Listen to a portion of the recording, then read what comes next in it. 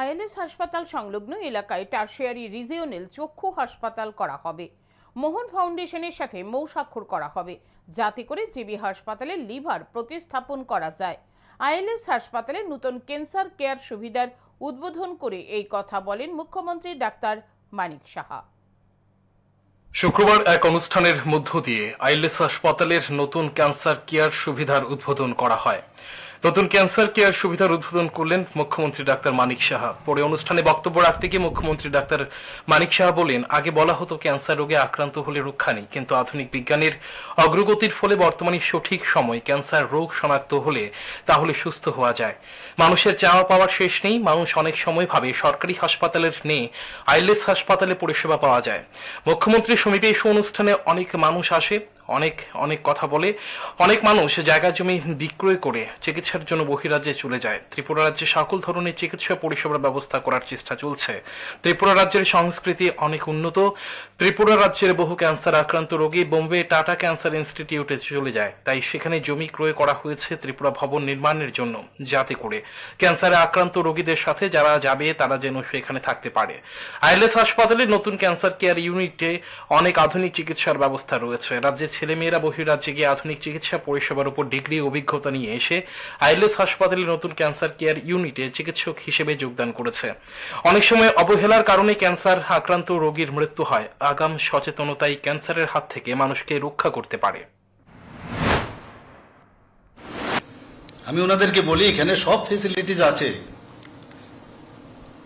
কাদের কথায় তোমরা বাইরে যাও। গভর্নমেন্ট সেক্টরে তো আমরা চেষ্টা করছি যে এখানে সব ফেসিলিটিস যাতে থাকে, আর কর্পোরেট সেক্টরে যেহেতু আইএলএস হসপিটালের মতো একটা হসপিটাল আছে, সেখানেও সেই সুবিধা আছে।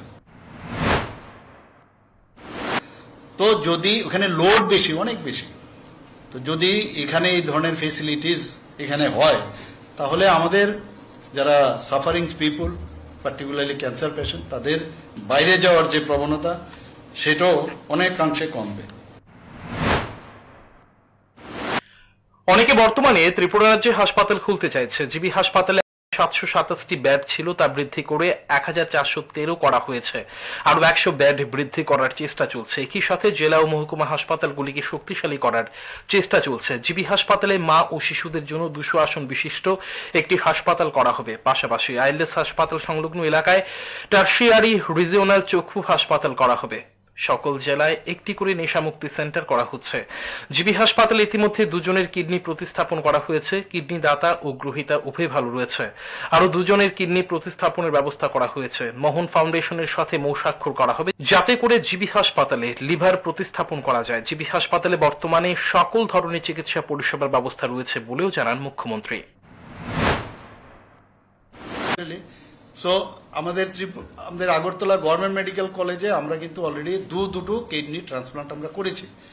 আরও 2টো kidney transplant already patient ready হয়ে গেছে, আরও সেইগুলো করবে। এবং আপনাদের অবগতির জন্য জানাচ্ছি, যিনি দিয়েছেন এবং যিনি রিসিভ করেছেন, 2 জনেই ভালো, মানে 4 জন পেশেন্টই খুব ভালো আছে। আমরা মোহন ফাউন্ডেশনের সাথে আমরা অলরেডি মৌ করতে যাচ্ছি যে এখানে যাতে লিভার ট্রান্সপ্লান্টও করা যায়।